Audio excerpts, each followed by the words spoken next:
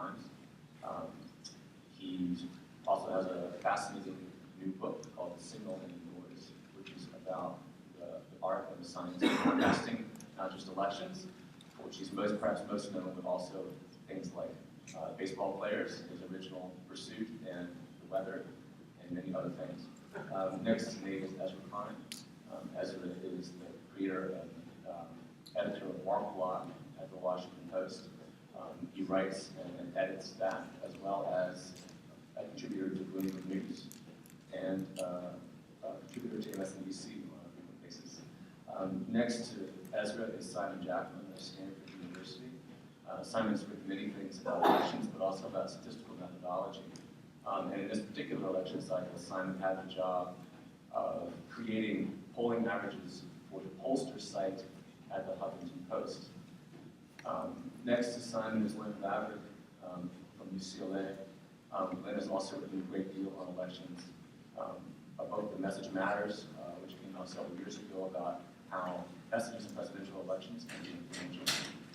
Lynn and I are co-authoring a book about this campaign called The Gamble, which will be available from Princeton Press in September, with 3 chapters awaiting you online if you'd like to download it and read it. And then next to Lynn is Drew Linzer of Emory University. Drew also has written many things about public opinion and statistical methodology. He was the creator of a forecasting website called Votomatic, in which he, somewhere around June, or maybe May, I lost track, Drew, called the Electoral College split correctly. And his forecast of that split, I think, never changed very much. And he was essentially right, one of the earliest people to get it right, although, of course, Simon and me were basically 50-50 at the end of the day as well. So I'm going to start with a question for Larry, and then I'm going to ask, this is sort of a similar question of everyone just on down the line. Not long after the election, Larry said to me that he had learned absolutely nothing from this election, but that he hoped that by reading some political science or by reading people like Ezra and Nate, that he would learn something about the election. So I want him to explain what from versus about means, and then I'm going to ask everyone to say something they think they learned from the election. Thanks. That sounds paradoxical, but I'll see if I can untangle it. I think there are at least 2 quite different ways to think about elections. One is about the sequence of elections that we've experienced within a more or less durable political system as instances of a general phenomenon, to try and think about commonalities that we can use to understand and, less importantly in my view, to predict the outcomes of elections. And that kind of thinking is instantiated in the sorts of analyses that all of you have seen, statistical analyses where there are 17 observations and we're trying to account for the incumbent party's vote share on the basis of things like the state of the economy in the election year and how long the incumbent party's been in power and stuff like that. Insofar as those kinds of analyses represent what we know about the commonalities, the regularities across a series of elections, I think this one really didn't tell us very much, for the simple reason that those models were generally pretty right in their implications for what would happen in 2012. John and Ezra and Nate and others were saying early on that the conditions in which Obama was running for re-election made him at least a modest favorite and made the most likely outcome in which Obama wins narrowly, and that was in fact what happened. In terms of the details, most of the models seem to work pretty well. Maybe the one that was sufficiently far off that it might encourage some rethinking was Doug Hibbs's bread and peace model, which suggested pretty confidently that Romney ought to win the election. Even that didn't surprise me because I thought I understood in advance what was wrong with that model and why it wasn't going to work in 2012, which is that its functional form puts too much weight on the impact of early economic conditions rather than the economic conditions in the immediate run-up to the election. So in terms of my understanding of the general pattern of presidential elections in the US, I would say I've learned very little from 2012. But of course, it is interesting to figure out why it is that these election outcomes end up on the regression line when they do, because obviously they don't always.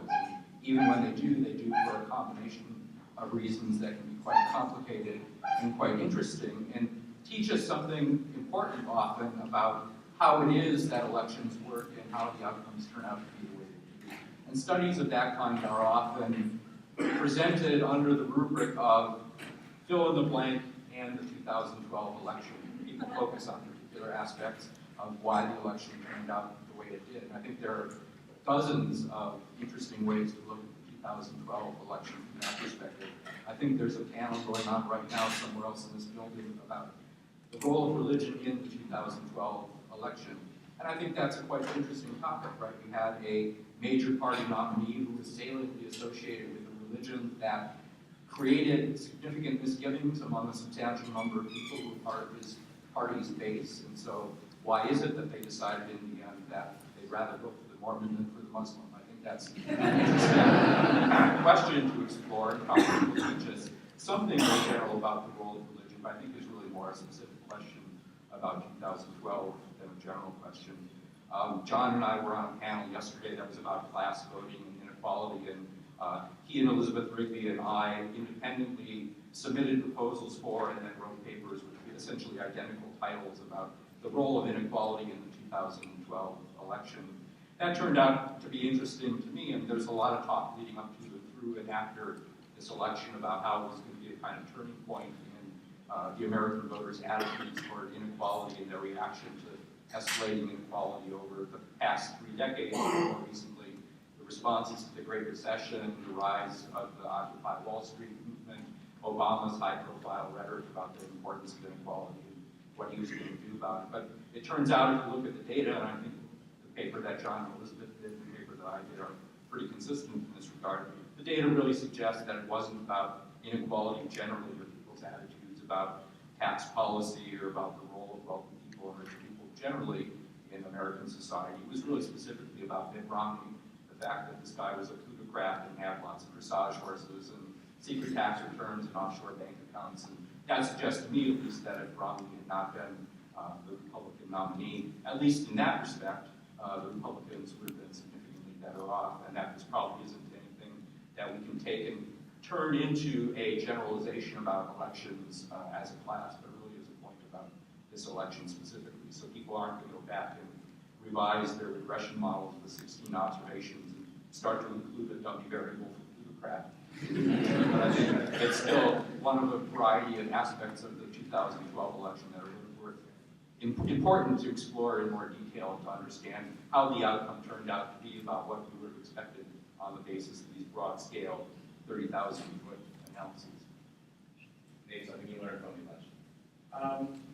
So for the most part, I agree with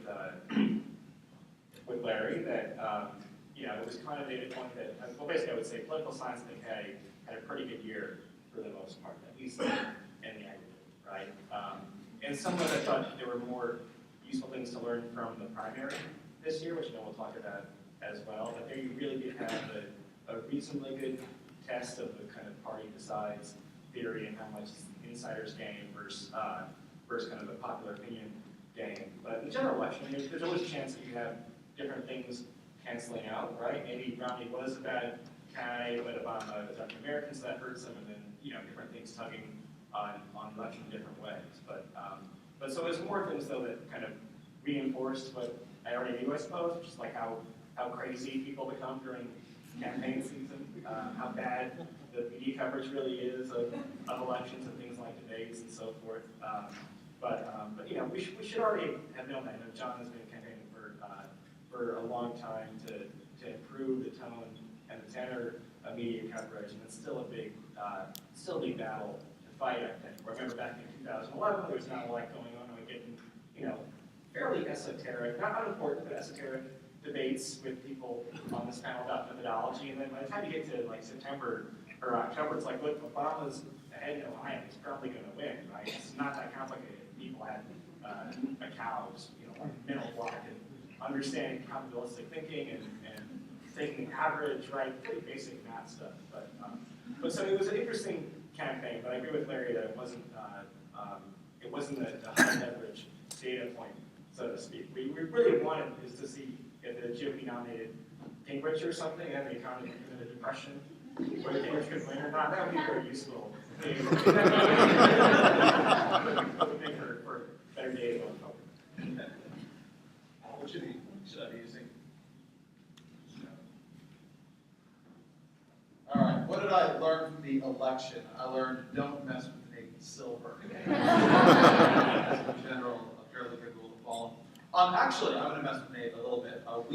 Because I can't actually do wizard math today at university, I had John and Lynn and Seth Hill, I don't know if he's here today, do it on my behalf, and we created a model back in June. It was simply a predictive model. It didn't update after June. It just had presidential approval and then GDP growth from Q1 to Q3, I believe, and an incumbent variable.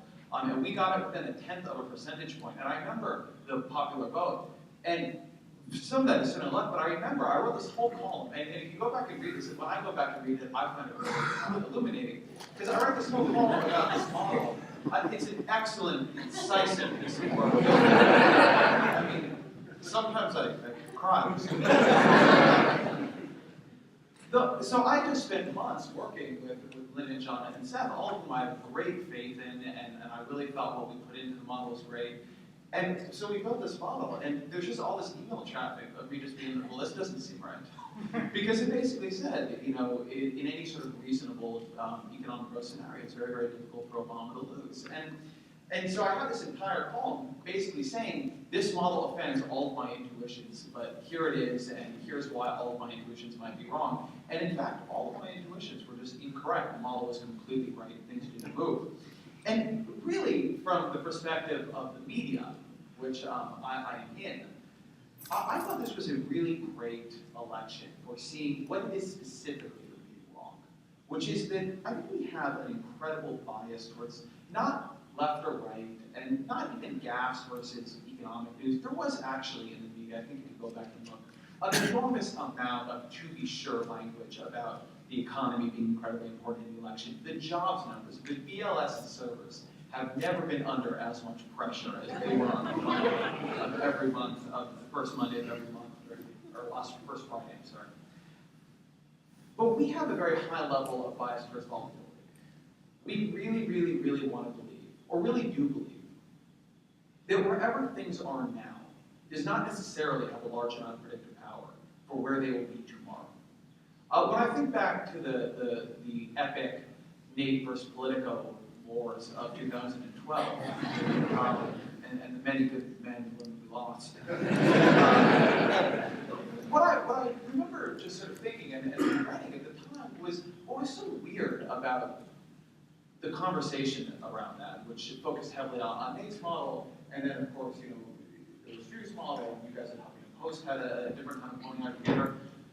Every single data point was the same, everywhere.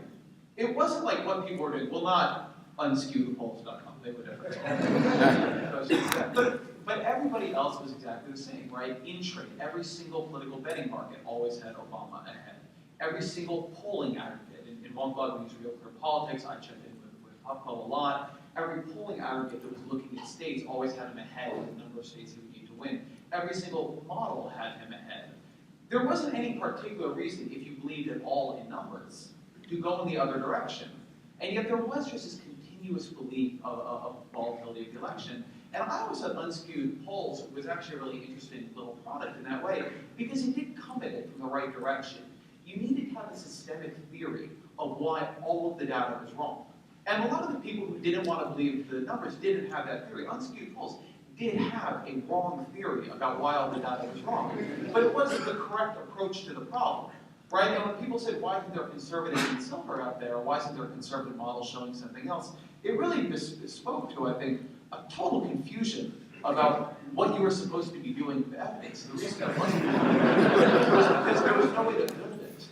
And the people who tried to go the other direction just had to come up with really sort of like, I went to a rally in Pennsylvania, there were 100 men and dogs there. I'm like, I've never seen that many dogs in a rally.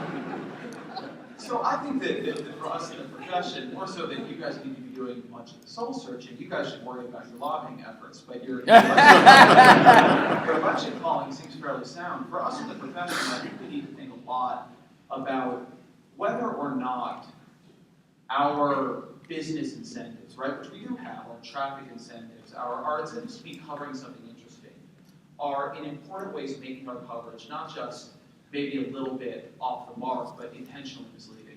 Because there really is, I think, and I'll mangle running too much as I say, but the timeline of elections, I thought covered this really nicely, which was a book released during the election. There really is a lot of stability in these elections, and that is the one thing that we will never say in punditry, because it is the greatest hit to our model. If we basically said, well, we know a lot in June, you might want to check in once a month from here until the election. That would be terrible for daily web traffic, but you probably actually would have a better snapshot of what's going on if you checked in less frequently. And I really do believe that, and it makes me profoundly uneasy to believe that. And plus, I need a lot of daily traffic, so I'm not going to call that either. Thanks, Ezra. I'm really glad you finished on that point, because for me, I've sort of been doing this one way or another on various continents for a while now, and that's a fundamental sort of issue with this.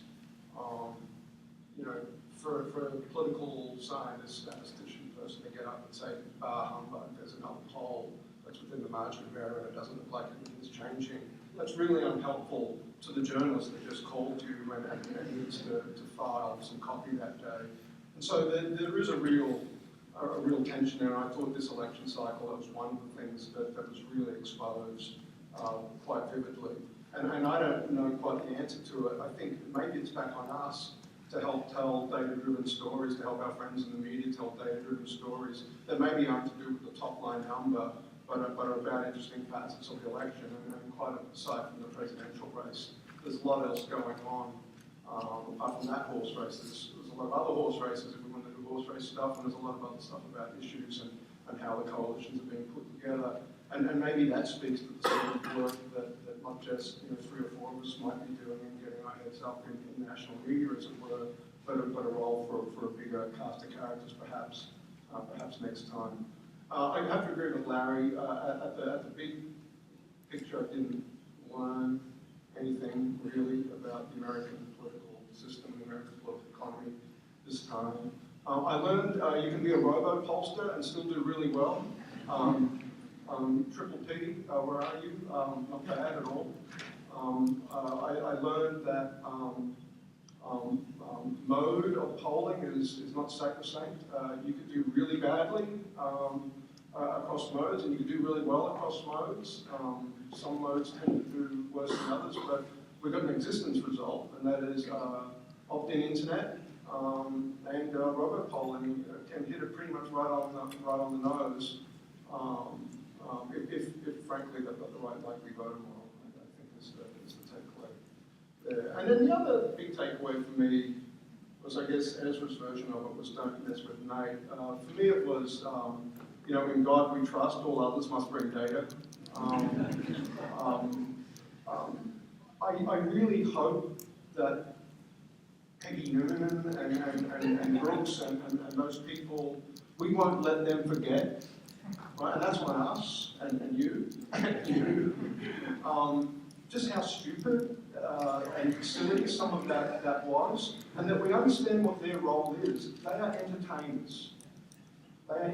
Sunday morning TV is entertainment, and for us to think of it in any other terms dignifies them and downgrades what we do. And I think it's really. I don't know how we, quote, maintain our rage 4 years down the road. And I fully suspect that we won't, that people get up and talk about what they're feeling, what they're hearing at Northwest cocktail receptions. The wind speaks and it whispers. That sort of stuff has, I would really like to think that 2012 helped us round the corner on that. You do not, as a grown-up adult in the United States of America in 2016, get away with making those sorts of claims on national media. Somehow I doubt that we got there, but I think it's incumbent on people like us to keep that steady drumbeat that we won't, that just doesn't cut it anymore. And we can call that whatever we want to call it, the Moneyball moment or whatever moment, but it was a moment. It was a great moment. And Nate gets a lot of credit for being out there ahead of that and taking a lot of flack and getting into a back and forth with his colleagues at the Times, one colleague in particular. But I would really hope that would be one of the takeaways as well. And it's interesting how that matches up with the first point about how we keep data-driven stories front and center, given that they're not always the most compelling story of the day, but some famous person getting up and saying, well, I think it's going to go this way. Oh, wow, let's put that person up as the lead story tonight. That's what we're fighting against. But it's been that way for a good couple of 100 years now in the Western world at least. And that's our charge. So I hope we pick it up again in 16.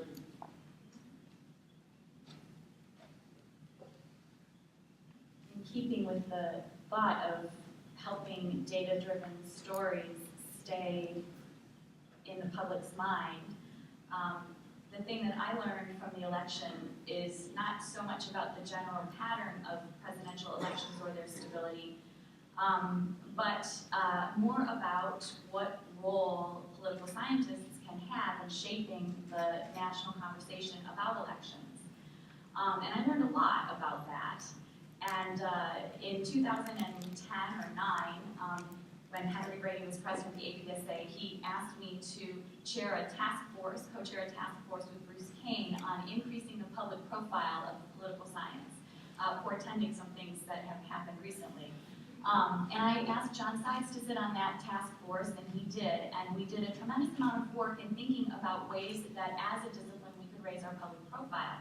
And at the end of that, we wrote this nice, 80-page report. And at the end of it, John said to me, what do you say? Let's put our money where our mouth is. If we really believe this stuff, let's try to do it. And thanks to a lot of people, Doug Rivers at UGov, for one, Chuck Myers at Princeton University Press, we had a platform and we had a lot of data to try to do this. And during this last election cycle, John and I had 1,000 cases every week that we analyzed. And for me, I think I analyzed more data in the last year and a half than I did maybe in my entire career previously. I don't know, John, if that's true for you, but we had a lot of data. And we didn't know if anybody would care. And I think in the beginning, very few people cared. And we tried really hard, and we wrote e-chapters, and we, had blog posts. And to their credit, Nate and Ezra always cared, which was very nice, and others too. But there's this moment for me that really clarified how we as a discipline keep data-driven stories in the public space. And that was the day when Larry Bartels sent us an email, and he said, right now you guys have 25,000 cases. There's a lot of stability, as you've written about, but how about if you guys actually talk about the people who are moving, who might be moving, and how about those undecided voters? And, John and I had been so focused on our story that we were telling about the election that we weren't actually thinking about the kinds of things that Ezra just said, a story that he could tell that would drive traffic to his blog that might change day to day, week to week as things happened. And so Larry and I dug into the undecided data, and we wrote something, an op-ed for the New York Times, and from that moment forward, I started with John in that January, the first day we went to Iowa. We were wondering, would any national media really ever care? Would anybody care? And I literally ended this campaign cycle, my family members and friends can tell you, honestly believing that Seth Meyers was going to call me to ask me to consult on his next Saturday Night Live skit about undecided voters. I was sure it was going to happen. Right? So that one op-ed really led to a lot of media calling and wanting to talk to us about something that nobody else had data on. And two things we had panel data, which was very, very important because we knew who the early undecided voters were and we knew how they were changing in real time. And nobody had that. The poll aggregators didn't have it. People doing, one-shot cross-sectional surveys didn't have that. And so the thing I learned was that if you have something that no one else has, and it is actually tied to the dynamic and the things that are happening in the campaign, national media, local media, they will pay attention. And so at the end of the day, I came away thinking that that's on us. We can sit here and say, Peggy Noonan, like you get to be on Sunday morning TV because you're Peggy Noonan and you write great speeches and you've been there and you've done that. Okay, but we can, and you know, we can have all the anger that Simon had a minute ago. I can't really channel that. We're very different. So, you know, but I sit here and I say, like, if we want to be taken seriously, that's on us. We have to ask the right questions and we have to design projects with the right design to be able to talk about things that are important and also interesting. All right. I'll lead the charge on I learned something about the campaign and or from the campaign. What was surprising to me was I had to do with public opinion and tracking public opinion, just absolutely how little volatility there could be during a presidential campaign. I mean, opinion was just absolutely flat from start to finish. When I was looking at the polls from 2008, state by state, trends in opinion preferences for Obama or John McCain went up down by about 5 to 10 points per state. And this year, start to finish, maybe 2 to 3 points maximum. There are also consistently about 2% fewer undecided voters the entire length of the campaign. It was almost as if voters had more or less made up their minds in the summer and never really budged from that. Maybe a little bit in September after the Democratic convention, and then obviously after the first debate in Denver, it went right back to where it was. But it was just absolutely flat. And you know, why that would necessarily be the case, I think, is an interesting thing to study. Is this something that is just a function of Obama's incumbency? Or is this something that's new about presidential politics, or people just have access to more information and can make up their minds earlier? But that did surprise me. And one benefit of it, though, I think, which ties into this theme of sort of, I guess, the jocks versus the nerds, the pundits versus the data analysts, is that it let those of us who are looking at the polls be in agreement. Because there is so low volatility, the different assumptions of our models I don't think necessarily came into play as much as they might have if the opinion data had trended in a more volatile way. So that was a relief. It allowed us to put up more of a united front, I think, against the pundit stupidity. And it's not necessarily going to be that way in 2016, or maybe it will, but at least for now, it was an interesting thing to happen. I want to return to the Republican primary and to something that Nate said.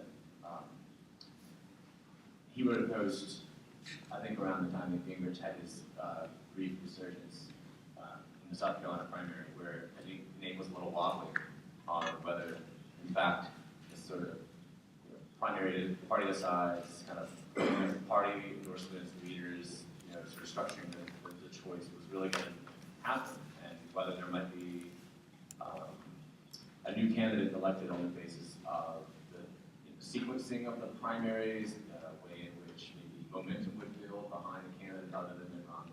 So I guess the question I want to ask, apropos that subject, I'm going to ask Nate to respond first, and then Lynn, and then Larry, is there a way that Romney could have lost the nomination?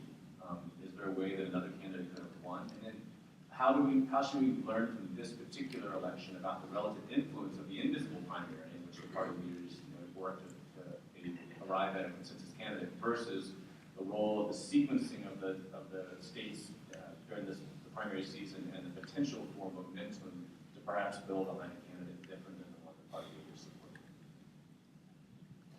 Well, in some ways, it's kind of a tricky campaign to characterize. You kind of think back and say, what are your really close primaries, and what are the ones that were as obvious from the start? And this one is somewhere in between. I think it certainly seemed close up through Super Tuesday or so, and you wonder how half the kind of things might be. So if, for example, Romney had lost Michigan, it seems that would have been important potentially. He was behind in Michigan in the polls a few days to go and had a very strong debate in Arizona.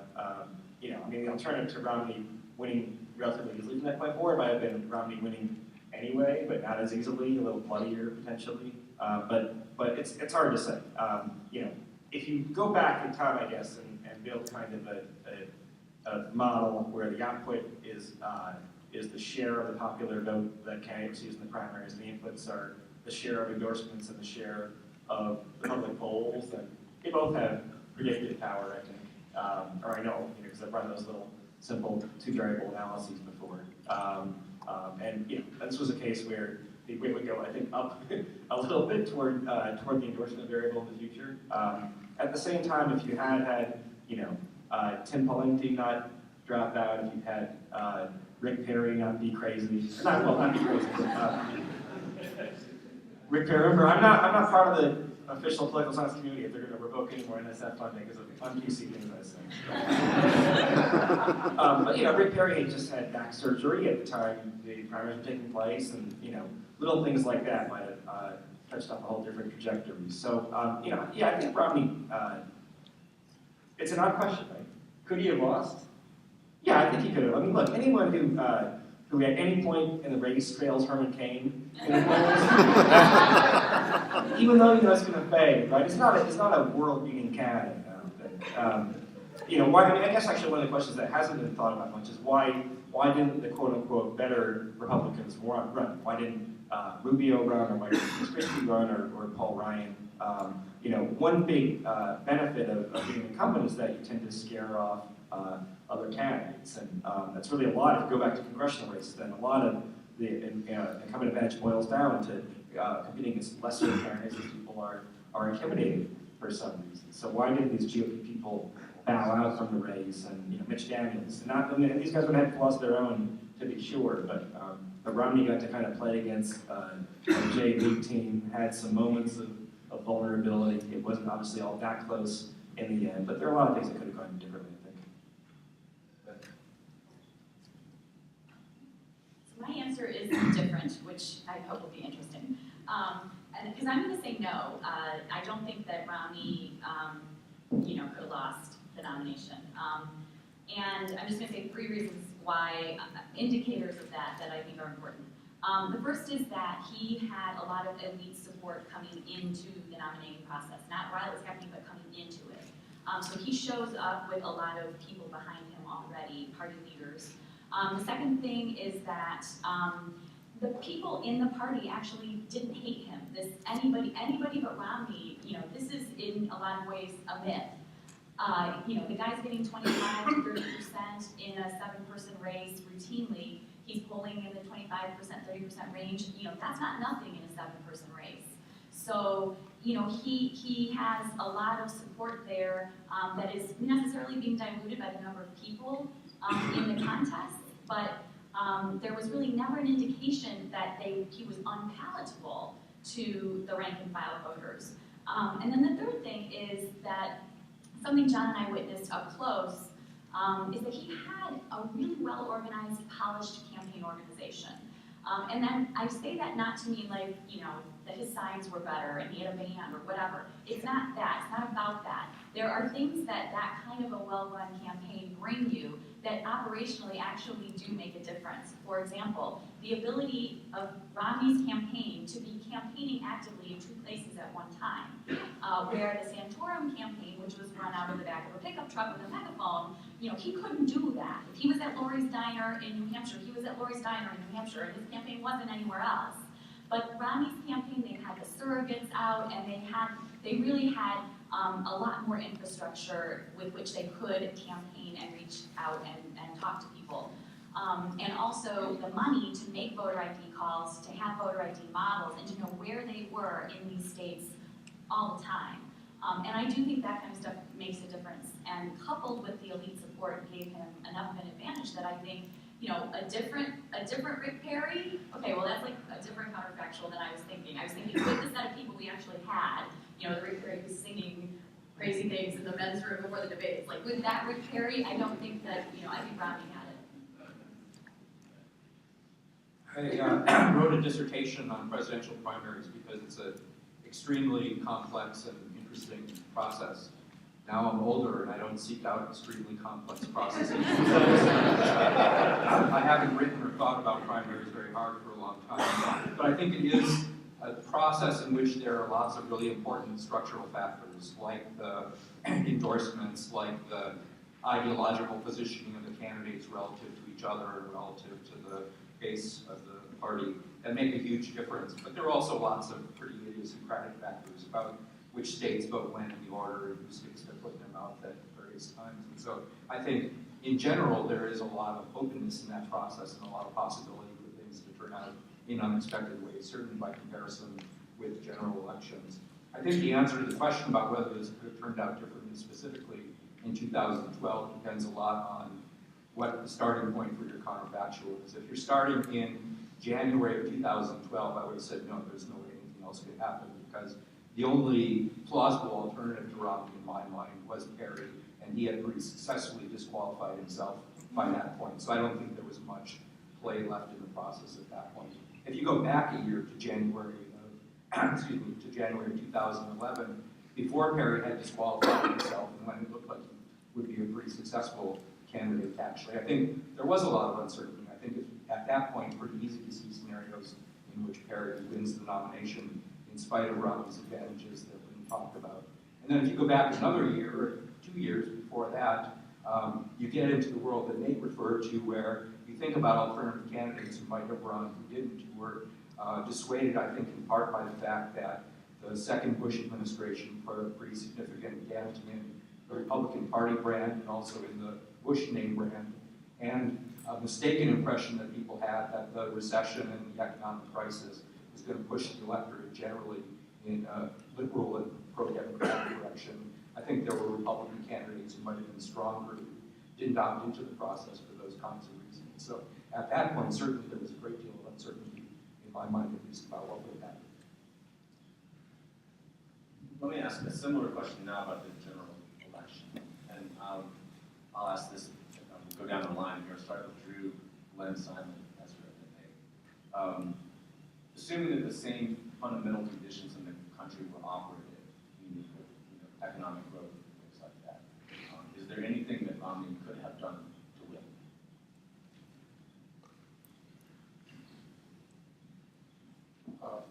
I don't believe so.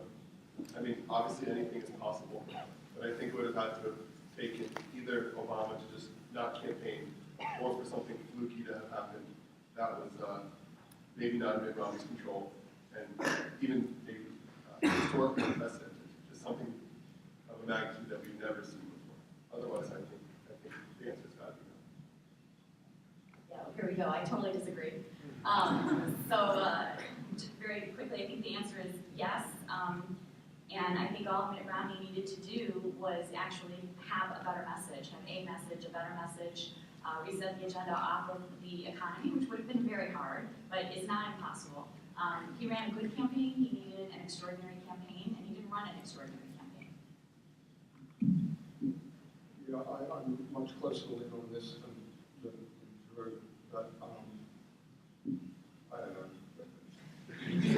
Not releasing those tax returns seems it took away his ability, I think, to make the argument that I audibly gasped a few times. I thought, oh my God, this is how this guy's going to win the election. And it's the following argument that goes, look, Obama's a nice guy, and his election was a historic moment for the country, but he's just not up to the job of managing the American macroeconomy. That's a grown-up adult job, and it's time to hand that job back to someone that knows what they're doing. That sort of that played a little bit of jujitsu with the Obama magic. Not taking anything away from my weight, right? I know a lot of you people voted for him and what that meant to us all, right, as the subtext there, but, he was fumbling with that message once or twice it came through, and I just went, whoa, that's a hard message to sell. But I thought if he could have played with that a little more, maybe he would have got there. On the other hand, Romney wins the white vote by the same amount that pretty much, successful Republican candidate, successful Democratic candidate had, 60-40 basically split in the white electorate, and then goes on to lose the election by 4 to 5 million votes or whatever it was. And so it suggests to me, it's hard to turn the needle much higher in this proportion of the electorate that is sort of where you're strongest. And so you needed this inroad into this part of the electorate that is leaning the non-white segment of the electorate that's dead set against you. And finding the message that was going to do that, I thought was always going to be beyond the powers of a politician. like Romney. And so, you know, you look at the historical record. Who defeats an incumbent US president? Ronald Reagan and Bill Clinton.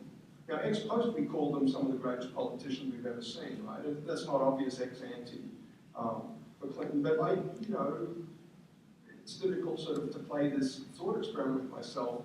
But would I have put Mitt Romney in that set of incumbent leading presidential nominees ahead of time? I don't think so, because he just did not possess the rhetorical gifts to deliver the sort of message he would need to deliver to take away what the fundamentals were sort of saying about this election. So I tend to think no, it wasn't going to turn out anything. This panel should have come with a trigger warning. Feels like a late 2012 all over again. All right, so half of you appear to have the view that, at least in the primaries and potentially in the general, that we could have actually gotten to a probability of 0 that something else could have happened, which seems wrong to me. So I'm not going to go nearly that far. I'm really skeptical of any argument that ever begins, if only they had said this other thing. If only they had said this other thing is, I think, the most overrated argument in politics. And in general, the people deciding what they say are smart. I mean, I talked to Stuart Stevens during the campaign. He's not a moron. Like, they did a lot of polling. They tried that message you're talking about. It doesn't work that well. It sounds really condescending. When you tried to say it, you said you people, it would have been really bad. Mitt Romney said, like, I understand what you people thought you saw on Barack Obama, but it's just not that, right? Like,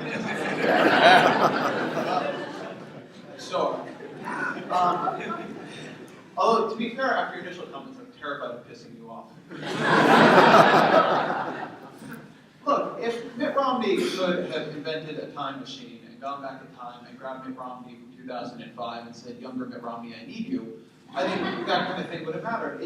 You know, we're all, I guess, to some degree, maybe talking our books.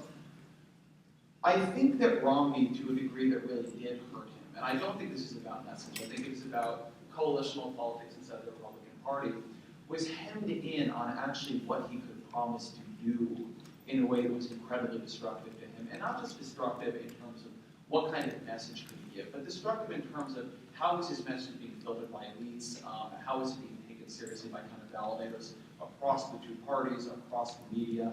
You know, he had a policy platform that ended up being faintly ridiculous. It had absolutely no details to it. It was picked apart every which way. And I've talked to people on that campaign after from the policy side, and they're like, yeah, that didn't go well. And the political people joke a lot of that.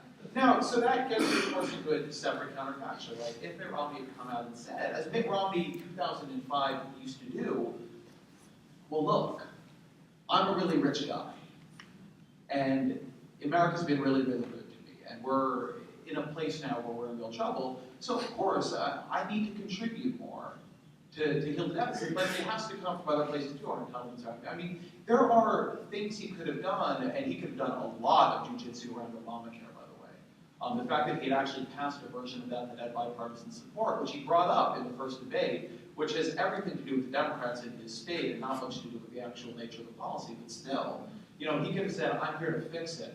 Now, could he have gotten Republican support to do that kind of thing? I don't know. Would it have meant he's abandoned by the party and if people want a Democrat, they go with the Democrat? Maybe.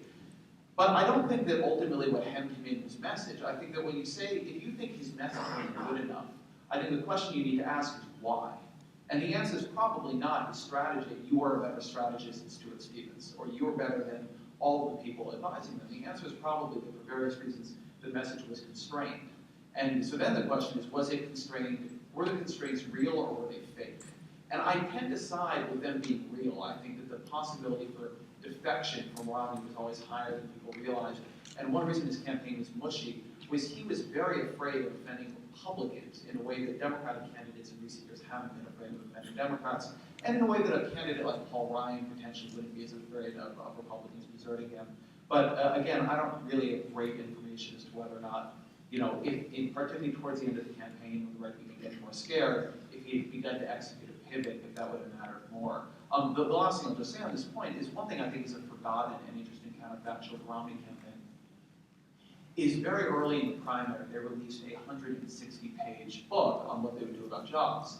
And the core of their jobs program was this tax reform plan. very smartly did almost nothing.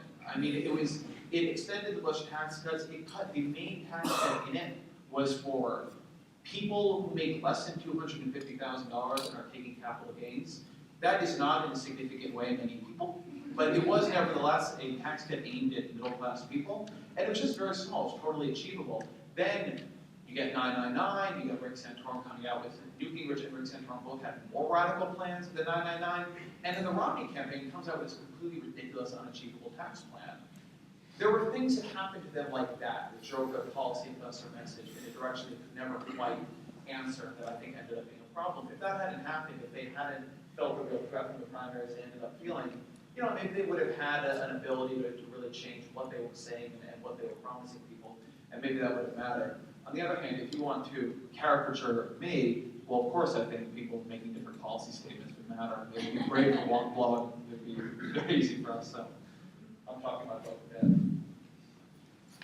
So I guess there are a couple of ways to think about this. Number one is, could a Republican have won the election? Number two is, could Mitt Romney have won? I certainly don't think that there was anything that would guarantee Obama winning re-election. If you look at the kind of consensus of economic indicators, we have one built into the 538 model, or they're just average everyone else's model based on economic data alone. And I think you might point to Obama being a 2-to-1 favorite, or thereabouts, but not that much in the clear with a relatively narrow margin. So we had a very good chief candidate that they potentially could have won, I think.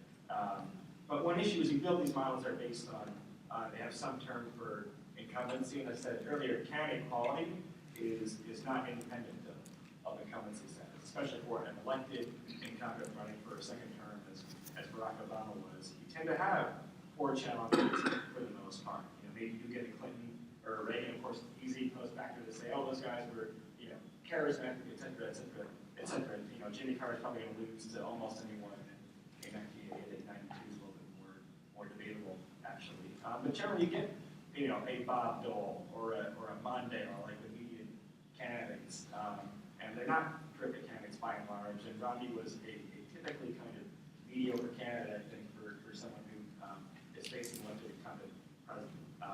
You know, obviously, with having picked Romney and you know, running more toward the center in theory should help you, and probably investing more in the ground game. You know, I tend to be less sympathetic actually to the case that Romney was forced to always keep pandering to the base and the primaries, and obviously you have to do some of that. At the same time, the campaign was very tactical. It's like, how do we win the day? How do we win the news cycle? Nothing about what's the Mitt Romney brand, and how much does what we do in the primaries affect the general election, where, you know, they wound up winning with a fair amount of margin to spare. I think it wasn't guaranteed exactly. They could have said, like, we're going to go ahead and take a couple more bumps in the primary, because no one will remember by the time we get to September or October anyway. It took longer to resolve the primary, it's already done by April. But they will remember to take a stance on integration, which is hard to reverse back later on. So you know, I don't think their campaign had a lot of vision, really. I think they also weren't terrible by any means. It wasn't a great hand to play. But I think they could have been had more foresight in how they planned the positioning in the primaries and how they affect things in November. I'm going to ask this question of Larry and then Lynn and then Ezra. Since the election, obviously, the losing party engages in a round of recriminations and accusations, self-flagellation. And the question now, I think, is, you know, how much trouble is the Republican Party in as we look to 2014, 2016, or 2020 and beyond? Is the Democratic majority, as personified in, you know, the Obama coalition, really an ascendant coalition or an ascendant majority? It's going to be tough to dislodge. So basically, how much trouble is the Republican Party in, and how confident can Democrats be in their future success? And Ezra, when you answer that, since you have a unique vantage point, what do you think about that in terms of the lessons that you hear from Republicans as to what they think they're learning or what they might want to do differently going forward? I think the fictional, or at least oversimplified, story that got a lot of attraction among political scientists as well as among pundits and observers more generally is that there was this demographic destiny, and that 2012 was somehow the magic turning point in the changing nature of the country that would put the Democrats in charge forever in the future. I've expressed skepticism about this before in a variety of ways. The way that I think I can put it best is to say that the projected demographic composition of the U.S. 30 years from now looks pretty similar to the current projected demographic composition of the state of California and also of the state of Texas. So if you can look at California and Texas and tell me what the deterministic implication of that is for the partisan balance. We hear every year that Texas is just about to become a competitive state. It hasn't yet. All of those projections, I think, are simplistic, both in underestimating how slowly democracy moves, but also in underestimating the intense incentives that politicians have to adjust themselves to changes in the world. And so to imagine that the Republican Party of 10 years or 20 years from now is going to look like the Republican Party right now, I think is kind of silly, even aside from whatever's going on in terms of changing the electorate. I think politics is mostly a pretty short-term kind of thing, aside from slow changes in the partisan balance. There was a pretty significant change in the partisan balance in Bush's second term, but really through Obama's administration, the balance between Republicans and Democrats hasn't changed very much. It could change in the future if the economy flips back into recession, or on the other hand, if we turn out to have a big economic boom over the next decade, that'll make a big difference gradually in the long run. But in the short run, I don't think that's the case. In 2014, congressional elections are very different from presidential elections. And so I think 2010 is a better gauge of what might happen in 2014 than 2012 is. And in the 2016 presidential election, I'm a pretty big believer in the extent to which sequence and incumbency in changes the thinking on both sides in the way that Nate alluded to. And so I think that's likely to work in the Republicans' advantage by comparison to 2012 as well. So I'm not selling short Republican stock these days. I agree with Larry that I wouldn't sell either. And I think, there's a very natural moment after an election for the parties and the people who write about politics to, take stock of what has just happened and what does it portend for the future. But any kind of panic and calls for massive changes, I think, are a little bit just filling the space with something compelling to say. And if we sit here and we say, how does the Republican Party win in 2016 or 2020? And a lot of people have been doing this lately. Do they have to change their position on all these social issues? How are they going to appeal to this new, as Larry put it, destiny of demography?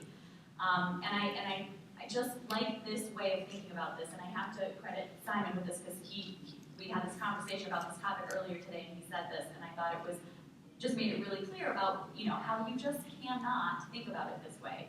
And he said, if the Democrats had sat there in 2000 and said, all right, 2008, in 8 years, how do we win in 8 years? The answer really, the first answer on nobody's mind would have been, we are going to nominate an African American and we are going to kill this thing for the next 8 years of elections. Right? Nobody would have said that.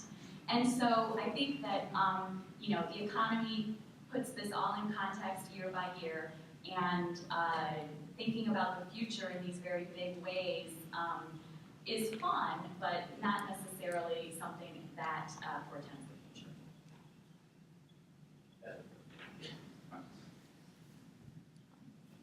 So I don't know if I'd buy Republican stock. I'd probably sell some Rand Paul Bitcoins, though.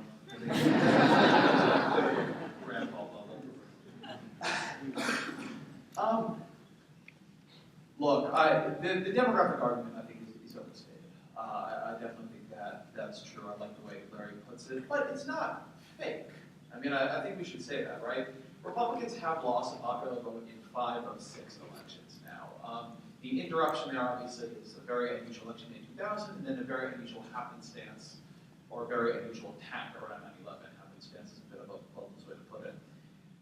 And I think that interrupted trends that were beginning to be apparent apparent back then. And I think that if, in general, you lose 5 or 6 popular elections and the demographics are getting worse for you and not better, and I think you have cause to worry. Now, I think there's an interesting question as to whether the Republican, I don't see demography as a great challenge for the Republican Party. In theory, they should be able to shift to account for it, and there are signs that maybe they will. What I think is an interesting question for the Republican Party is the sort of internal polarization of the party machinery and of the people who are operating primaries. Now, one argument is that it's not that polarized, right? One argument is that in 2008, they nominated George W. Bush, who was literally the most moderate candidate in the primary, but he is trying to run a more moderate candidacy than what you saw from Republicans in the mid-90s. He was very consciously acting as a counterpoint to Gingrich. In 2008, they nominated John McCain, who they didn't trust, but was known as sort of a more broadly appealing member of the party. In 2012, they nominated Mitt Romney, again, had a similar thing. But what has also been true for McCain and then subsequently for Romney is what I was talking about from a few moments ago, a very high level of perceived constraint on how far they can stroll from the party line. I think the Republican Party has trapped itself in some very, very, very unpopular cul-de-sacs. A lot of the people they're nominating, a lot of the positions they're taking, a lot of the strategic decisions they're making are very difficult. And so I think the question is, what are the, I think it's totally clear that a Republican Party with the right candidate will probably win. I think Chris Christie, for instance, while I think he's a candidate with a high potential downside, I think he's very volatile in ways that people don't totally appreciate. I think he's an unusual case where some of these, the qualities that are making him potent could also make him a complete disaster as a candidate on a national stage. But you know, you can imagine candidates like that having a real chance at the helm of the Republican Party. The question is, can the Republican Party be reformed? Can they have a Bill Clinton-like figure emerge? Would they be willing to accept that, or are those parts of the party, the sort of Norquistian parts of the party, still too strong to have a significantly different approach to some of these very key issues? And on that, I'm a little bit more pessimistic for the Republicans, at least for the time being. The impression I get for all the talk of revival and for all the talk of needing to do things differently, there's actually not a lot of thinking about how to do things differently. I mean, I think if you take the Paul Ryan budget, for instance, as the core statement of where the Republican Party is at the moment, it hasn't changed very much. There's a segregated, that's the wrong word, there is a quarantine immigration effort going off over somewhere in the Senate, and Republicans have kind of made their peace with that a little bit, although we'll see what happens when it gets to the House. But you're not seeing on a lot of these key issues a big rethink. And so I don't think the Republican Party is in any way, beyond redemption, is in any way should be counted out for 2014 or 2016. But I think they should be worried, and in part I think they should be worried for a couple of underlying structural reasons related to 2016, which is, I think 2014 might go very well for them. I think one, midterms favor them a little bit right now, and two, the Affordable Care Act I think is going to have a very, very difficult initial year of implementation. By 2016, it will have had 3 years essentially to get through some of those initial startup costs, and then it will be insuring a lot of people. The Republican Party has no answer to what to do with it right now. I think it's going to be very difficult internally for them to develop one. Similarly, housing is beginning to turn around. I would expect the economy of 2015, 2016 to be substantially better than the economy of 2011, 2012. I could, of course, be proven wrong on that, but it's what it looks like to me and the pattern of these kinds of recoveries typically. So in a world where you do have some of Obama's more unpopular efforts bearing fruit and the economy looking better under a Democratic president, things are, again, I think, looking structurally worse for them, even if they're being able to make some move more towards the center. And at the moment, while I'm not sure that the demography is a problem for them, I do think they're going to have a lot of trouble moving to the center. I think that right now is the time you'd expect to be seeing it. I don't think you are in any real way. I just think you're hearing a lot of rhetorical talk about moving to the center. But if you, like me, have spent a lot of time at Eric Cantor's recent speeches, there's a lot of effort going into that project. I'm not making fun of him. There's just not a lot of policy behind it. They're not there yet. And one of the signs I'm looking for is when they actually arrive there. Who is the candidate in the Republican Party who says an actual thing Republicans don't like that they need to adopt? When Bobby Jindal goes out and gets a lot of coverage for saying we can't be the stupid party, there's literally no one in the audience standing up and saying, no, I object. I've always wanted to represent the idiots. And I myself self-identify as a moron, and I feel very offended by what you're saying. You're saying we're not going to be the stupid party, everybody agrees on it. I'm waiting for somebody in a mapping campaign that people don't agree with.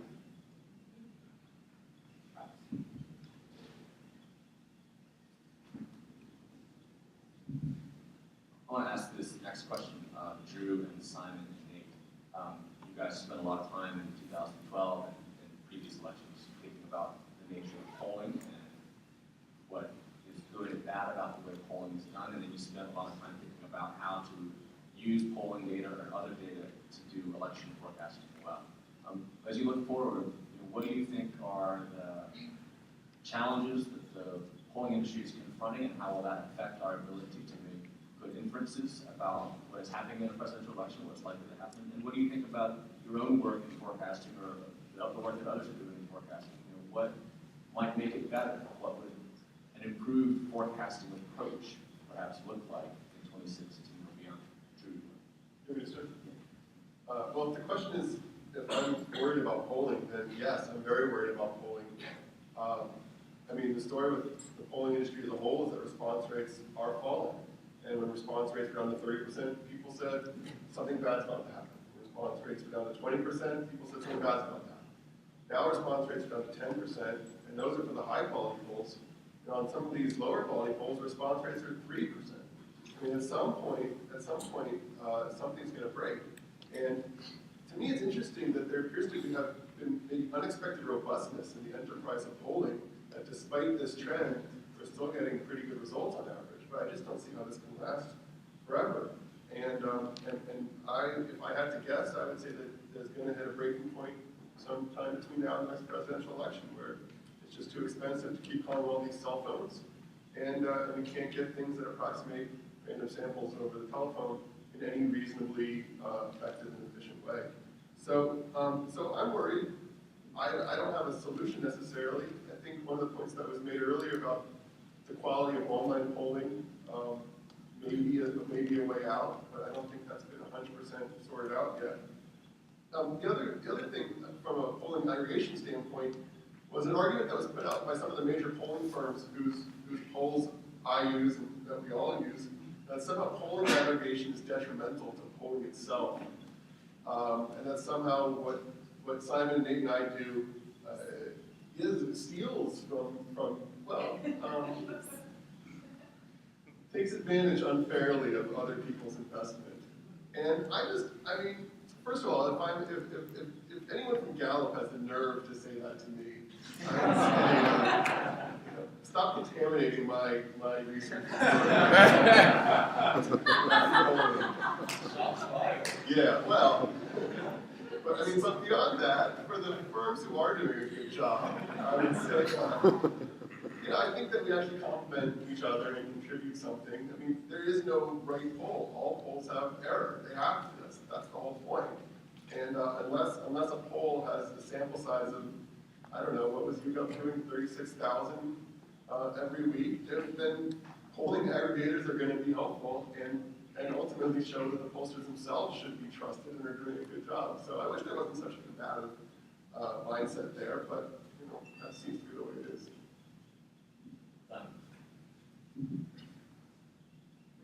Okay. I think it is broken. The response rates are so low. And effectively what everybody is doing is waiting, it's W-E-I-G-H-T, their way out of it, using an implicit model of some kind to deal with the non-response problem in the first instance, but then I think of more relevance to deal with the likely voter piece as well. And so I think of it less as an issue to do with the response rate and the data coming in. It's almost, it doesn't matter what data comes in. It's how you weight it and how you model it afterwards. And I think that's one thing, as I said at the very top, one of the things I took away from this cycle's efforts across polling firms. There were different methodologies of data collection and sampling and all sorts of magic words used to describe what I would say probability sample versus somehow those data are born free of original sin and in that conception of good things attend to those data versus bad things to other data. It's sort of all this weirdness about mystical stuff about that. When at the end of the day, everybody's dealing with a really bad response rate, and everybody's got to sort of make some guesses about a likely voter thing, and by the time it's been all through that, the magic words used to describe the data at the top of the process are just completely irrelevant at some point.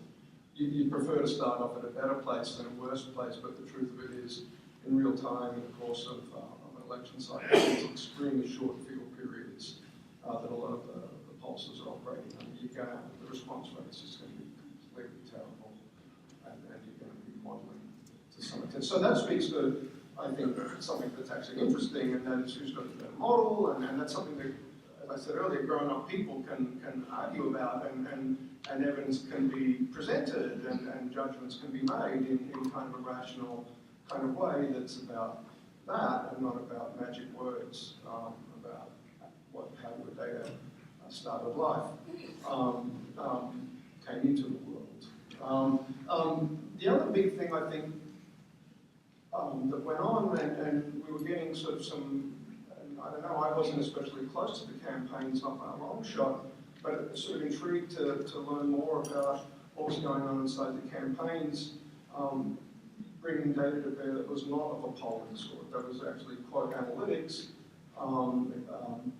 merging what they're getting, what they're seeing in various inputs to them, on the ground reports, social, polling being one such input as well, and matching that up with voter files, these big databases that the parties have now, and just the interplay between polling and quote analytics inside the campaigns, and I'm sort of, you know, I'm wondering where we'll land on that in 16, or 14 for that matter, but 16 when the whole machinery spools up again for a big time presidential race where we're going to have, you know, non-incumbents on either side, and it'll be a big show. And so I'm sort of very interested to see what data in real time of a non-polling nature will look like in 16. That's just a thought. On the forecasting side, look, one of the other takeaways, and I didn't learn this in 12, it's something I already knew for a long time, but the forecasting game is actually, and Nate kind of alluded to this, it's just math, it's just averaging. The other thing is, it's uniform swing, stupid. It's the correlation in state level outcomes, 08 to 12, is the highest it's been since 1944. That is your ability to predict what a given state will do on the basis of how it went in the last election, plus a little bit of knowledge as to where the national needle is going. That has never been higher. That's been on a trend up over time. 08 was a brief tick down because there are a few states in the Deep South where how's that work? McCain does better in McCain does better in 08 than Bush did in 04. And so that drifted down a little, but then came back up again, and the pairwise correlation. And so that's a tremendous leg up for those of us in this game. And of course, for you know, all of us in this room, we could list the battleground states for 16 right now. Right? They're the same ones as 12, probably.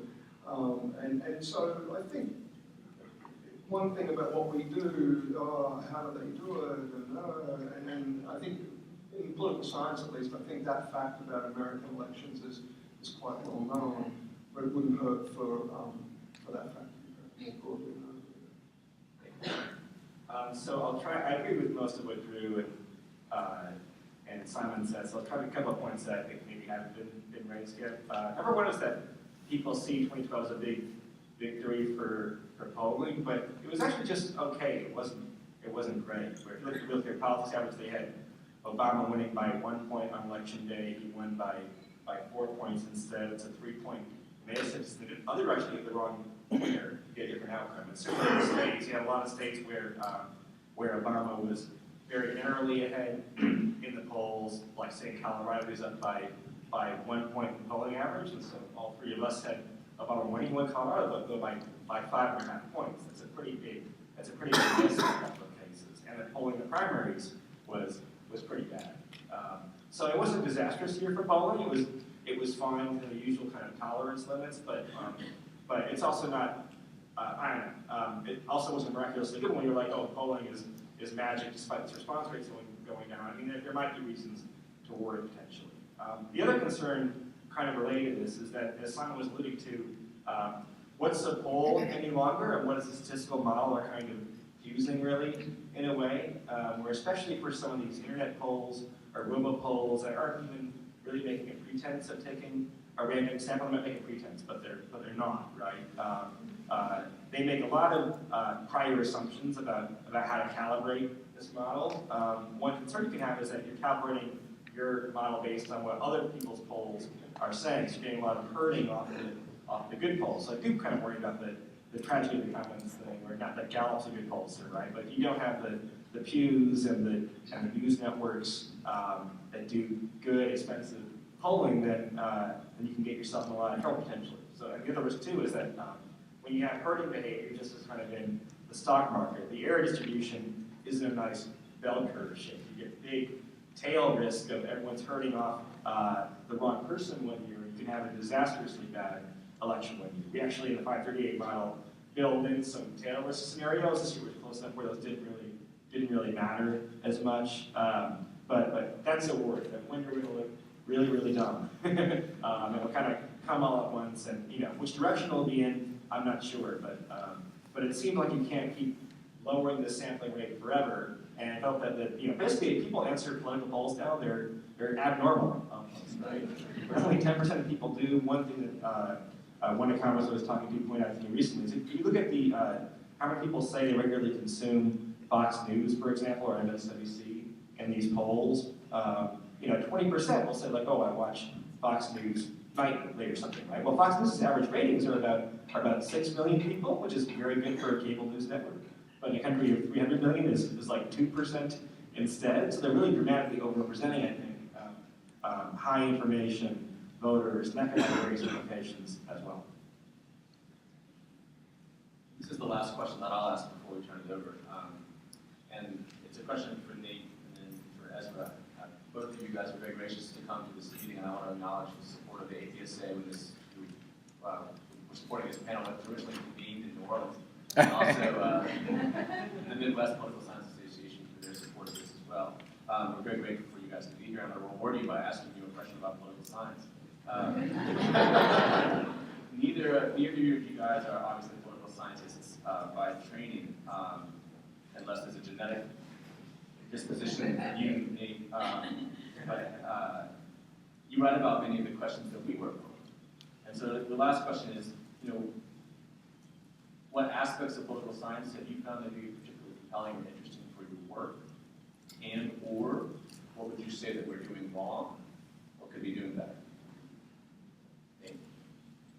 Well, I mean, personally for me, I started really writing about the election. I started 538.com in March 2008, and so it was in the midst of the Democratic primary already, but I had kind of missed the pre-primary phase. That was new for me, and seeing some of the literature about how the party decides, I think that's really interesting and rich kind of research. But I don't know. I mean, I have some critiques of kind of academia as a whole, I suppose, maybe not political science narrowly, and some of the ways that statistics are used in academia. One thing I'm unsympathetic to is this idea that, academics don't need to make forecasts, right? That forecasting is a sideshow distraction that shouldn't, really be a point where we're investing a lot of resources in. Well, in science, you have to make predictions to validate a hypothesis. That's basically the basis of the scientific method. So the fact that we do have people here who are empathetic to the idea of testing their ideas in real-world circumstances, I think is pretty good. The other thing I'm sensitive on the other side is I think sometimes with the incentives of journal publishing culture, where you want to have a hypothesis that deemed either true or false, there's a lot of publication bias and so forth. That kind of stuff concerns me, I suppose. But that's more kind of not how I think political science should relate to the outside world so much as, I still think there's a lot of bad academic research in some journals where you have a very high rate of false positives, and there are various ways to demonstrate this. You have people who are sometimes unwilling to acknowledge the uncertainty. So kind of all these questions about, could Romney have won the general election, and could Romney have lost the primary? I kind of, as a default, say yes, something different could happen, because I do think that sometimes experts tend to be a little bit overconfident. And the fact that political science and the models here had a good year, I mean, that was great. Believe me, it was much better than the way around. But at the same time, we should remember this was one data point for the most part, and who knows, it could have been right for the wrong reasons even potentially. So just a note of caution. But like I said, I'm kind of a part of the tribe, coming down in a political science family basically. So I don't see myself as much of an outsider as other people. I remember I went to the APSA conference in Washington, D.C. 2 years ago, 3 years ago. And I remember that I didn't recognize anybody there. And I know a lot of people in my profession because I see them in the course of my life. And I thought that was great. I mean, not for you. But it was great because it's this huge resource, what you guys have put together, and there's actually not a lot of competition to get at it. And even better, unlike a lot of the people I try to interview, none of you are very busy. A lot of people who write campaigns are busy during elections. You guys move around.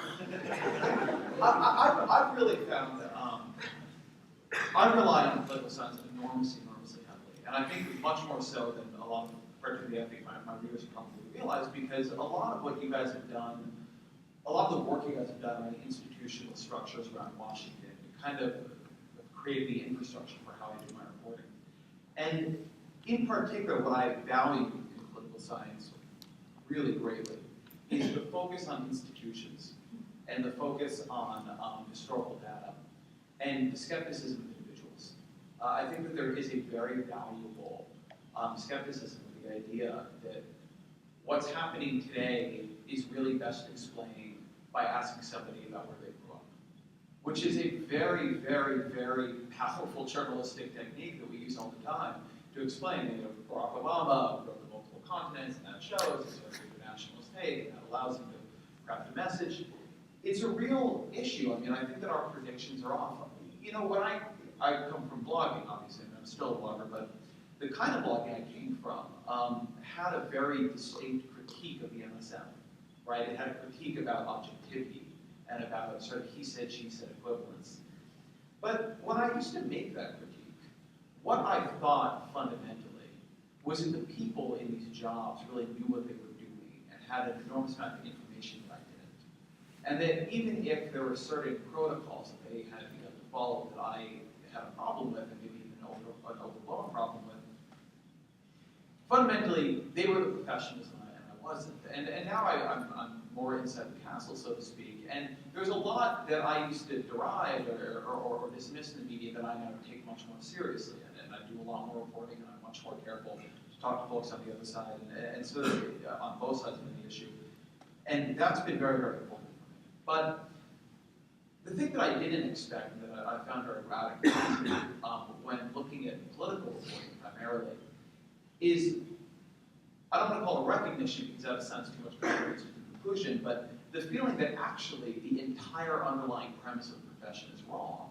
That where I felt like these folks really knew what they were doing, actually no, it was quite the opposite, that they'd begun to follow a sort of a view of politics and how to report on it and how to understand it that is misleading in the extreme and that leads them to search out types of information that aren't very valuable and aren't very predictive. And I've found political science, while a little bit inaccessible. I mean, have you guys tried to use a website for this conference? I appreciate you bringing me up. It's a very hard website to use. Like, I want to go there, and I was like trying to find papers, and I just kept getting error messages. I couldn't just page through the program all at once. I had to make decisions about things I didn't know what I wanted to decide about. You guys don't make it easy. I don't mean to flatter really, but the work John particularly, I think, has done at Monkey Cage, but a lot of you in this room, Lynn as well, in just putting an enormous amount of time to figuring out what might be important to journalists and what might be important to just political junkies and translating that for a general audience. There is no resource in political science, and I've looked, that I have found really anywhere near as valuable as what John and Monkey Cage are doing. I mean, that translation mechanism has been so important. I'll say, as I said at APSA years ago, you guys can email me. I've got an email that's publicly accessible. Send me your papers and research. I don't think you guys do a very good job of translating at all. And back when I was a political science student at Santa Cruz and UCLA, I didn't like it particularly. I didn't see what was important about it. I was a political junkie at that time, and I didn't at all understand how what I was studying was relevant to what I did or what I was interested in. That might be very much on me for picking the wrong classes. I mean, Barbara Sinclair is over at UCLA, and I find Barbara enormously helpful now, and I think I would have found her work very, very useful then. But I do think that there are times a difficulty in seeing what is it that you guys know that is actually important, that would actually be interesting to the people who aren't actually in the discipline.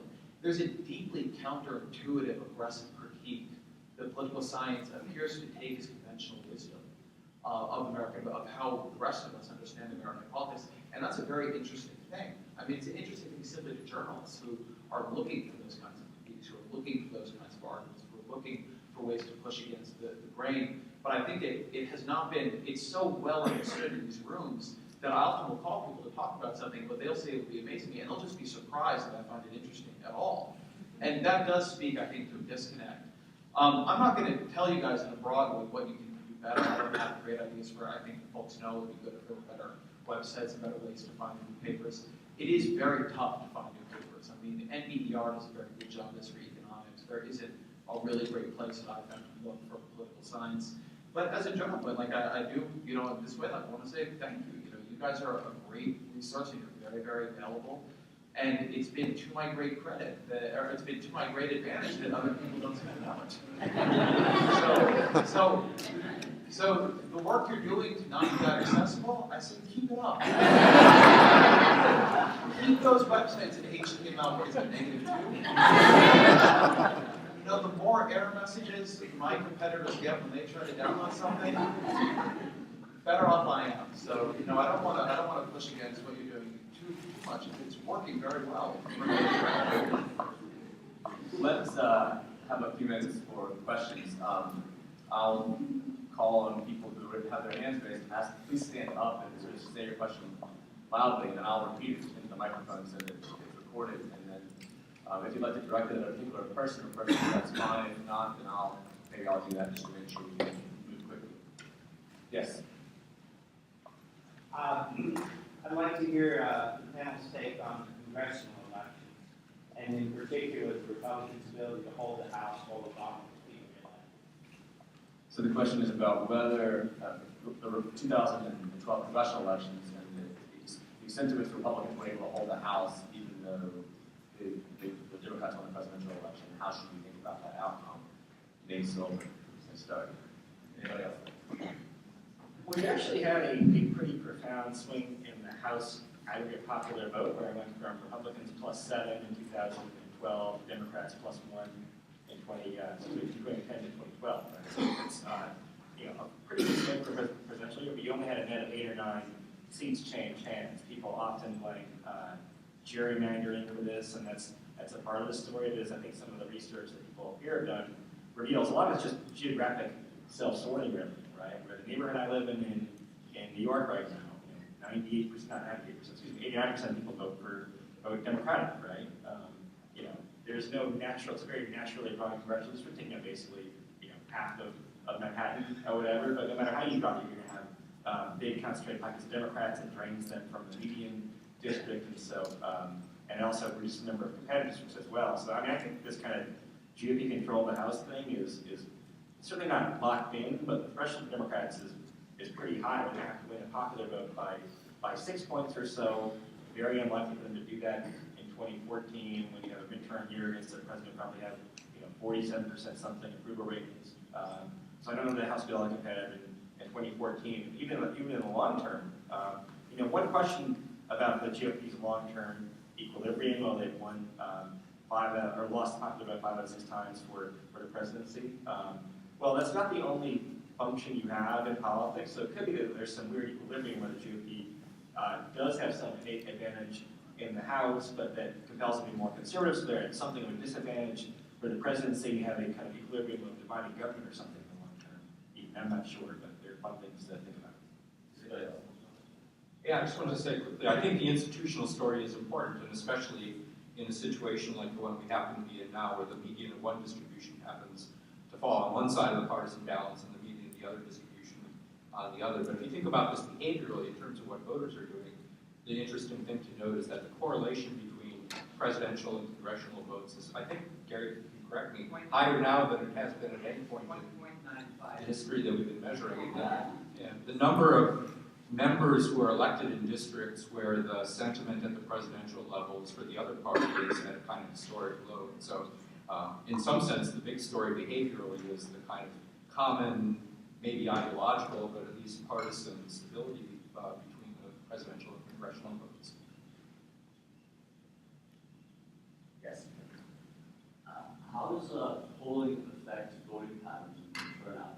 I mean, do we really want political pundits to say, it doesn't matter, it's settled? I mean, I'm thinking in terms of your ambition for data-driven stories. How do you reflect on your own role in democracy? So the question has to do with the way in which polling might be reported in a way that's sort of demobilized to people, that the stories being presented is essentially already done or already over. Lynn? I just want to say quickly that, despite the fact that the poll aggregators and John and I were talking about stability, most of the media coverage of any presidential campaign is about the momentary possibility that the next thing that happens is a game changer. So I don't think that we are in any danger of, unfortunately, Ezra's colleagues taking, these guys too seriously. Yeah, the only point I'll make on that, I think your point is well taken. Right now, of course, it could have the opposite effect. I mean, there is a lot of stories from the election of voter ID laws leading to increased turnout, a feeling of people being marginalized, leading to them counteracting. But I don't pretend to know what the aggregate effect would be. I would just say that in terms of our job, we have to give good information, right? I mean, if you ask any of my colleagues, right, me or anyone else, what is our job function? It's to give you good information about the election, tell you what's going on, tell you what's important, tell you what's mattering. I think we get into, I would never want, and I don't think anybody ever would justify misleading coverage based on the idea that we have some sort of secondary responsibility to create a feeling of competitiveness in order to incent people to vote, right? So your point is well taken, right? You wouldn't want to go too far, you wouldn't want to tell people to stay home, but there is just a big analytical role we're supposed to be playing, and we shouldn't be doing it badly. If at the same time, at the same time, one thing that you always see, and I think it's true in my commentary, it's true in my commentary about the modeling that we did, it's true in my commentary about gas. The next thing could change things. The debate did change things a little bit. I mean, things do matter. I'm not comfortable with the kind of truly deterministic thinking that almost like a kind of like a model of nihilism that we can practice, and I don't think Nate is, and I don't think many people buy into it. So I don't think that it needs to be all one or the other. I just think that we need to be clear about what is happening right now and what is the likely magnitude of events we see. But that doesn't say that things can't change, right? And it's up to the candidates to change them. We shouldn't be doing their work for them. Yes, ma'am. I have actually a couple of questions. One is, I'd like any or all of you to comment on what you think is the future of the Tea Party movement within the Republican Party and had major influence in 2010. And secondly, for going ahead to the 2016 presidential election, I'd like any or all of you to comment on a Jeb Bush and a Hillary Clinton candidacy. So the question is twofold. One is, what's the role and future of the Tea Party and the Republican Party? And the second is the 2016 chances of a Jeb Bush versus Hillary Clinton. No, I don't necessarily mean opposing them each other. Each of them seeking and potentially getting the nomination. Okay, so the possibility of the Jeb Bush campaign, how would it go with the Hillary Clinton campaign?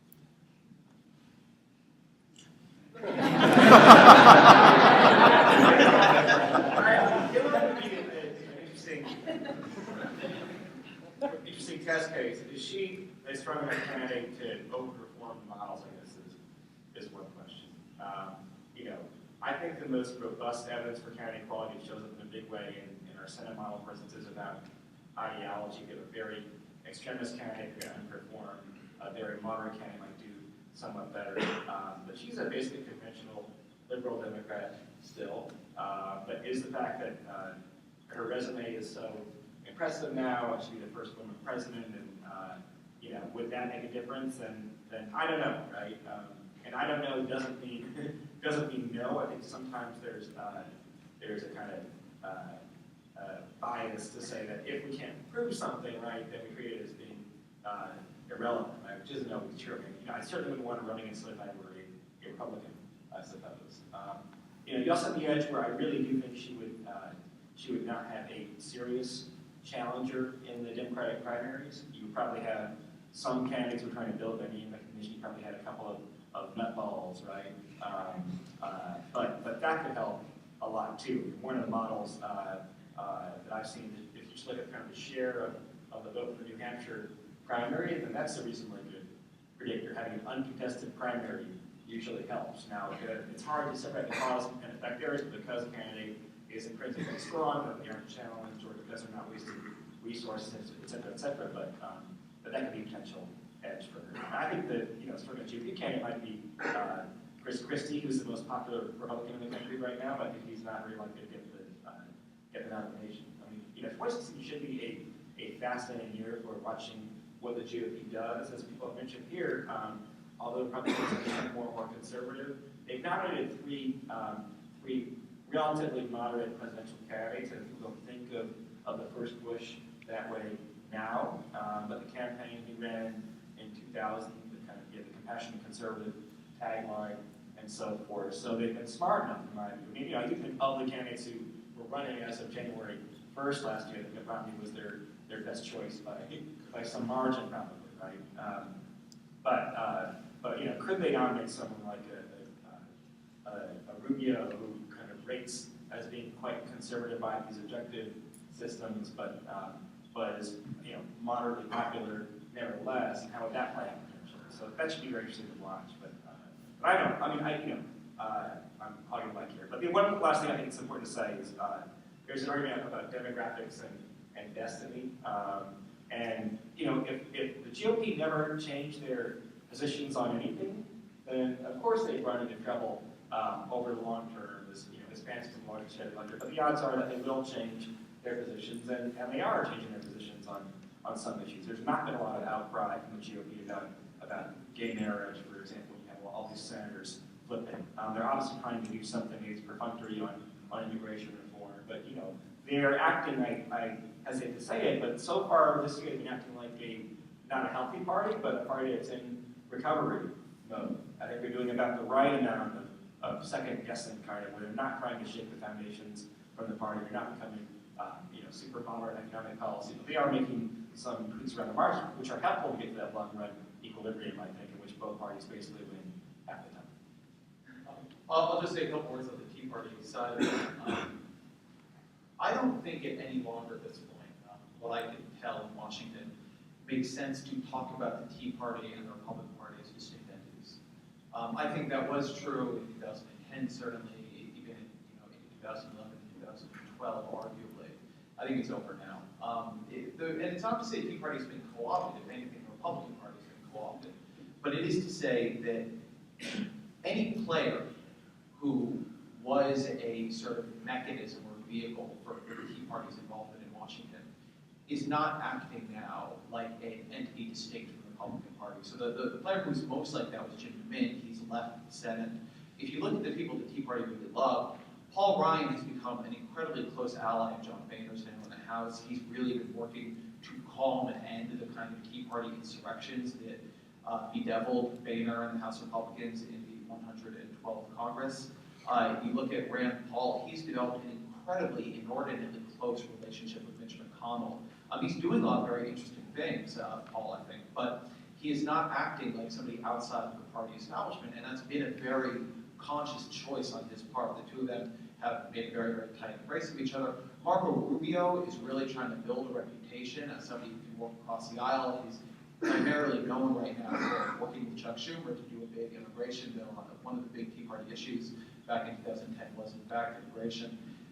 I think that you are seeing systematically the kind of people who really do have the connections to the Tea Party to know what that wing of the party is thinking, making clear decisions that indicate the Tea Party as a separate force that is more interested in purity as opposed to victory has burnt out. And you now have, I think, a somewhat more conservative Republican Party, a Republican Party that understands the true skepticism of its own establishment. But that establishment is now sufficiently trusted by the Tea Party in terms of the people who are now the leading voices in it, that I don't think what you're seeing, what you're going to see at this point is a pattern in the Republican Party that is as divided and internally contentious as it formerly was. I think the Republican Party is settling into a little bit more of an organizational equilibrium. Last question. My question is about what do you guys think about efforts to reform the electoral college, and perhaps most importantly, does it matter? And secondly, The question is, reform of the Electoral College, will it happen? Could it happen? And if it did, would it matter? We're stopping this stuff. I don't think it's going anywhere. It's a fun thing to play with. What the U.S. would look like without it. But I tend to think it's a kind of academic interest for the time being. I really don't have a lot to say. Just similarly, only because sometimes my undergraduates get them confused, I will say that I think more interesting and maybe more probable is what happens if we resequence the primaries, the nominating process. And the sequencing of those states, and I was a skeptic on this for a long time, but I've now come around. John and I have worked on this a little bit. And the sequencing, I think, can be consequential in some cases. And so I think the push for reform there is much more alive. And that's also fun to think about. I think they're both very difficult reforms to implement. They make some difference. I guess I think of the possible reform of the Electoral College, especially, as being one of those things that's so obviously weird and possibly counterproductive that people can get worked up about it pretty quickly, but in a very shallow sort of way. And if you ask me to list, the 20 most important institutional dysfunctions of the American political system, I don't think the Electoral College would fit in the top. I would like to hear you listen, but we're out of time now. Thank you. Well, I guess, this is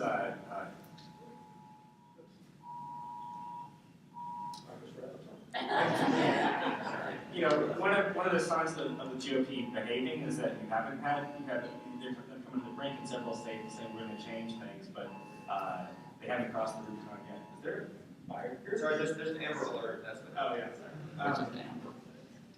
But part of the issue is that these are relatively minor benefits that you're getting, right? Where they're talking about doing in some states, frankly, where it probably wouldn't even help them necessarily. But it means that if a certain state is just on your side of the tipping point balance, right, and you get a few extra electoral votes, but the cost of that is that basically you look like you're trying to cheat and steal an election, which can damage your party's brand with voters everywhere in the country, right? You take even a 1/10 of a point hit in the popular vote because of that perception, then it probably outweighs the benefit in one state. So I think the GOP is probably figuring out that it's not all that smart or reform for them to pursue on a micro level, state by state way. On a macro level way, you basically you have something called the National Popular Vote Compact, which is a workaround where enough states agree with, and they would all devote their electoral votes to the winner of the national popular vote.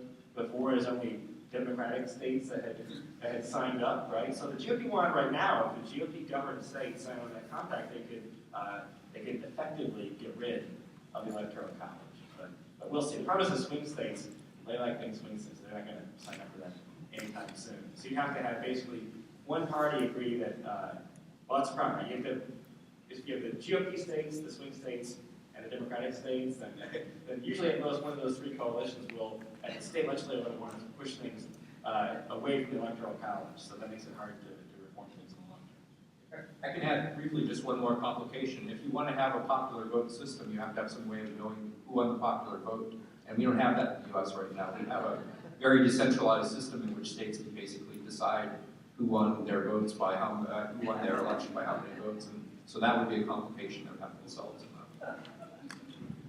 See where you listen. Thank you all for your attention.